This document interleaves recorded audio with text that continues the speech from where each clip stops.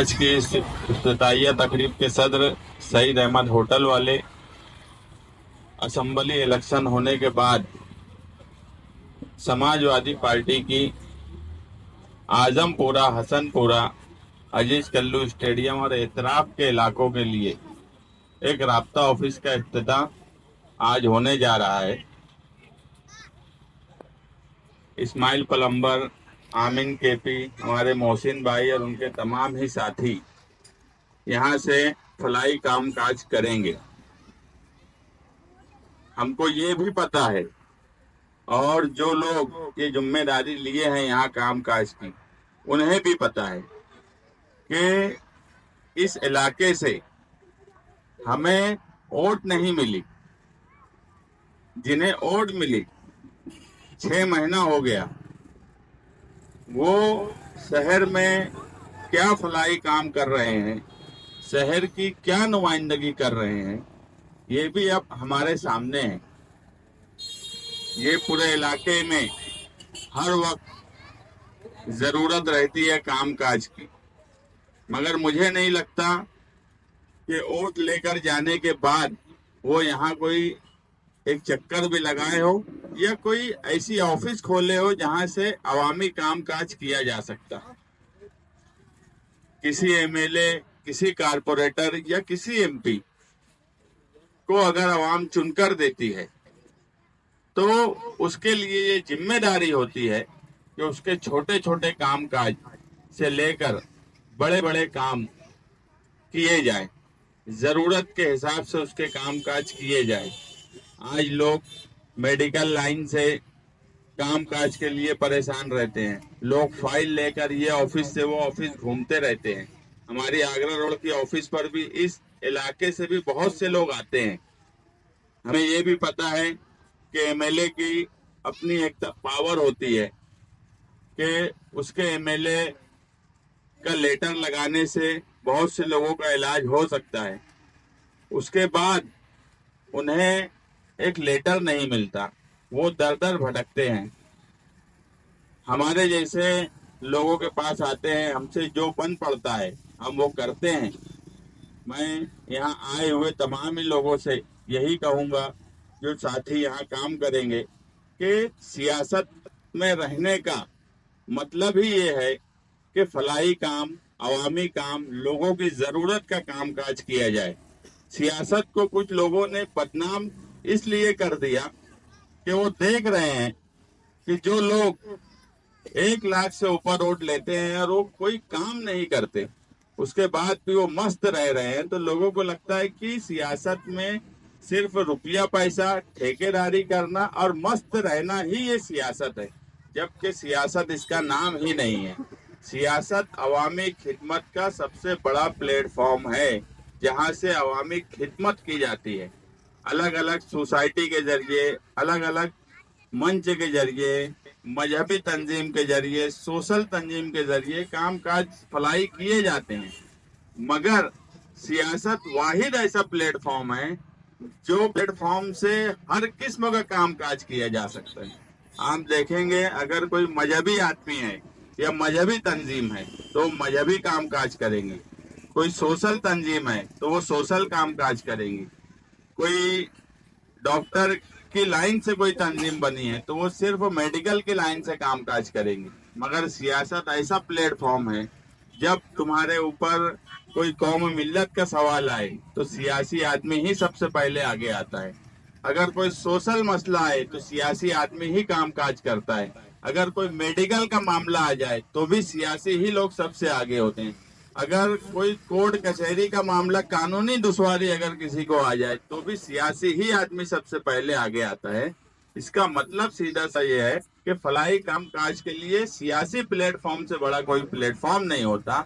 इसलिए सियासत में अच्छे लोगों को आना चाहिए, नौजवानों को जुड़ना चाहिए और इस प्लेटफॉर्म से अवामी खिदमत करना चाहिए, जिसका सिला इंशाअल्लाह उनको दुनिया में भी मिलेगा और आखिरत में भी मिलेगा। मैं इस इफ्तिताई तकरीब में आज आया हूं और जो भी ऑफिस का काम काज करेंगे, मैं उन सभी लोगों को, इस्माइल पलम्बर, आमिन केपी, मोहसिन भाई और उनके तमाम साथियों को मुबारकबाद देता हूं कि वो इसी तरह लोगों का काम काज करते रहें اور عوام سے بھی اور یہاں بیٹھے ہوئے لوگوں سے بھی یہی گزارش کروں گا کہ جو لوگ کام کاج کرتے ہیں آپ ان کا ساتھ دیجیے، ان کے ساتھ کھڑے رہیے. شکریہ.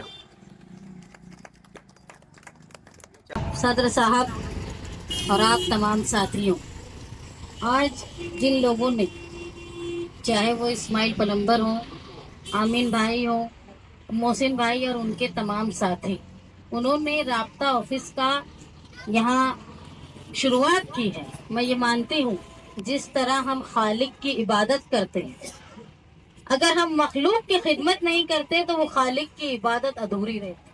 اس لیے سب سے بڑی بات ہے کہ مخلوق کی مدد کرو، ان کی خدمت کرو.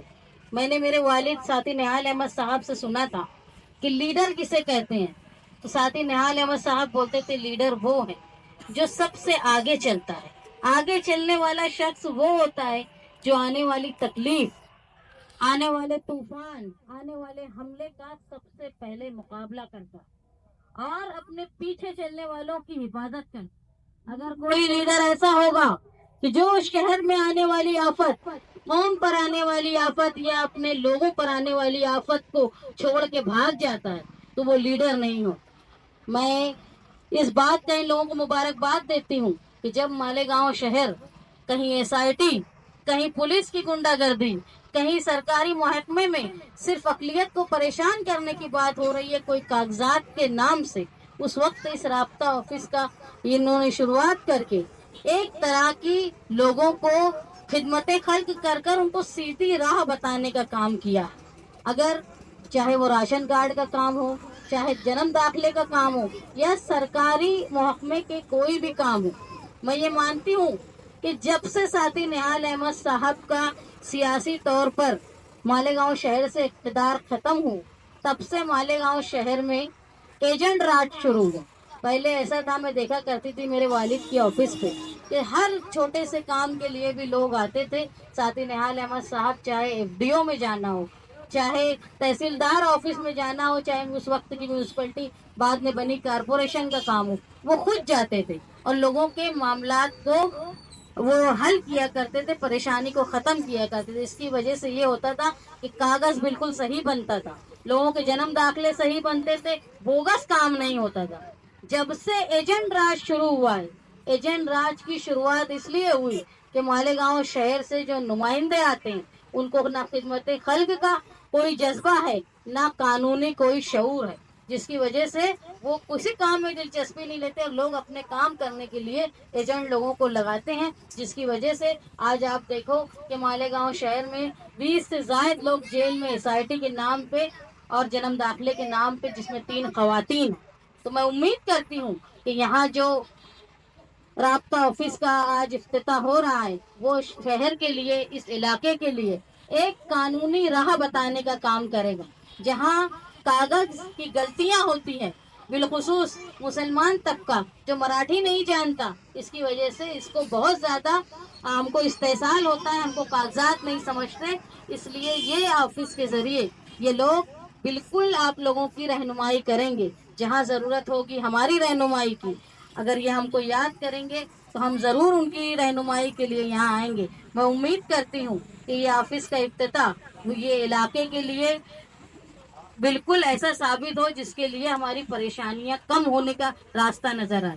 یہ یاد رکھو، جو لوگ کام کرتے ہیں، جو لوگ کام کرتے ہیں تمہاری مسائل کو حل کرنے کی کوشش کرتے ہیں، تمہاری تکلیف میں کھڑے رہتے ہیں، جب وہ تمہارے پاس کسی چیز کی درخواست کرنے آئے تو اس کا ساتھ آپ دیں.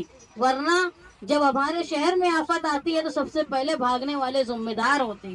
ایسی نوبت نہ آئے. میں دعا گو ہوں اس آفس کے ذریعے اس علاقے کے لوگوں کے لیے ایک روشن باب کی ابتدا ہو. ایسی میں اور اللہ رب العزت سے دعا کرتی ہوں اور امید کرتی ہوں کہ یہ آفس آپ لوگوں کے لیے فائدہ مند ثابت ہو. یہ کہہ کے میں میری بات ختم کرتی ہوں.